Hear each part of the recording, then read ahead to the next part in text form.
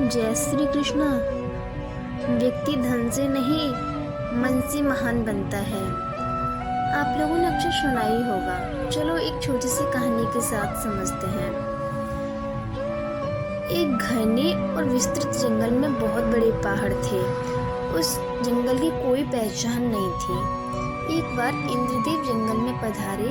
जब उन्हें पता चला कि इस जंगल का कोई नाम ही नहीं है, तो उन्होंने तीनों पहाड़ों से कहा कि वे इस जगह का नामकरण करेंगे। उनमें से किसी एक के नाम पर ही किया जाएगा। इसके साथ उन्होंने तीनों से एक एक वरदान मांगने को कहा।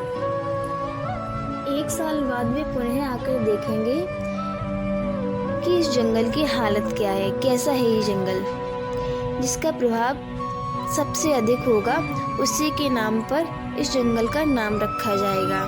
इंद्रदेव की बात सुनकर पहले पर्वत ने कहा, मुझे इतना बड़ा बना दीजिए कि मैं हर दिशा में सबको देखूं।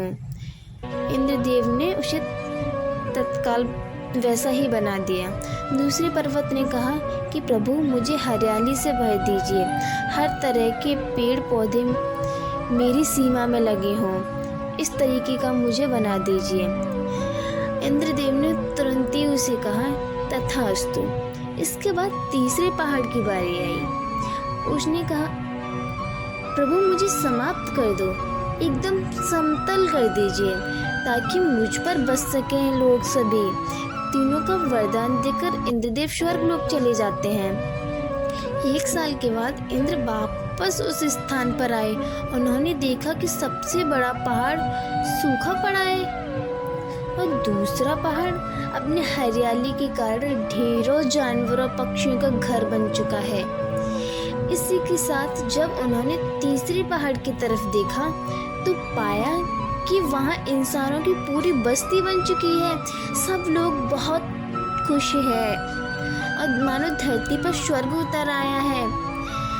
बहुत ही स्वाभाविक बात है। इंद्रदेव ने इन तीनों में से तीसरे के स्थान पर नामकरण कर दिया। यह वह पहाड़ था जिसने कहा था कि मुझे मिटा दो, तो स्वयं को मिटाकर लोगों को जीवन उसने बनाया। तो उसी के नाम पर जंगल का नाम रखा गया। तो इसका उद्देश्य यही है कि महान बनने की एकमात्र राह है। अपने अस्तित्व को दूसरों के लिए मिटा देने वाले ही संसार में पूजे जाते हैं। याद रखिए।